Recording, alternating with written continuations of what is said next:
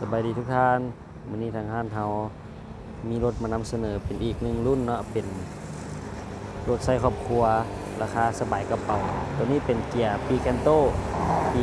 2013 เกียร์ออโต้เนาะรถไส้เดิมออกสูตรลาวสีสันสดใสสวยงามเดี๋ยวเราพาเบิ่งรอบๆคัน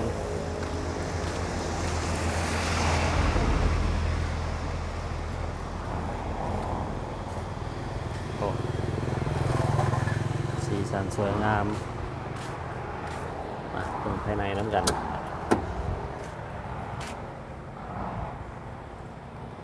เป็นเกียร์ออโต้เนาะ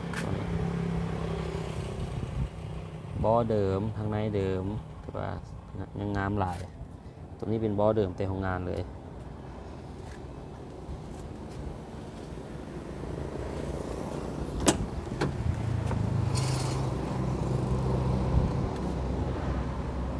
ภายในงามภายในเดิมๆงาม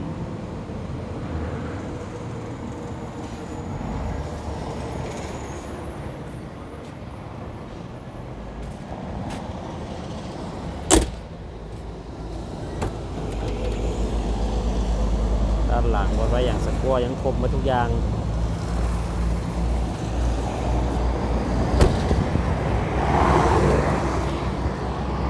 จะใส่ห้องจักรให้เบิ่ง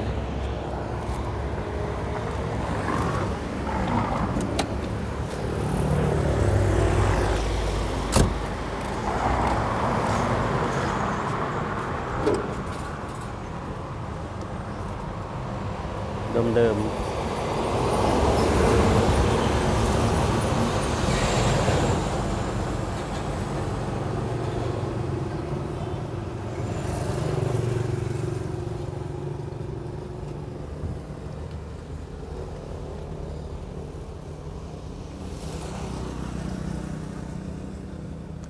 ฝากระโปรงเดิมๆงามๆเอกสารครบพร้อมโอนเนาะเทคนิคค่าทาง2022มันครบหมดทุกอย่างสำหรับลูกค้าสนใจเนาะสามารถติดต่อสอบถามตามเบอร์โทรที่เขาแปะไว้ด้านล่างเลยขอบใจครับ